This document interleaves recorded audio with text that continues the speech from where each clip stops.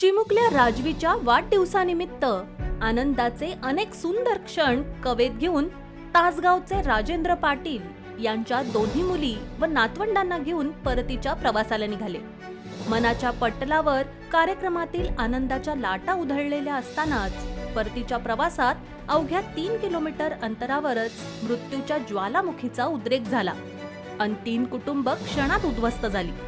वाढदिवसाच्या आनंदाच्या कोंदणात काळाने मृत्यूचं कोंदण कोरलं.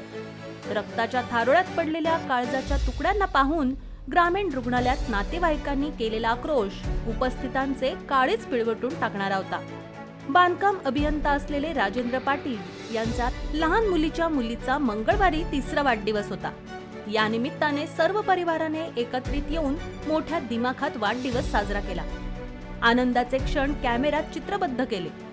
कार्यक्रम झाल्यानंतर जेवण करून पाटील कुटुंबीय तासगावच्या दिशेने परतीच्या प्रवासाला लागले. मोठी मुलगी पुण्याहून उन्हाळ्याच्या सुट्टीसाठी 8 दिवसांपूर्वीच माहेरी आली होती. तिच्यासह तिच्या दोन्ही मुली सोबतच होत्या.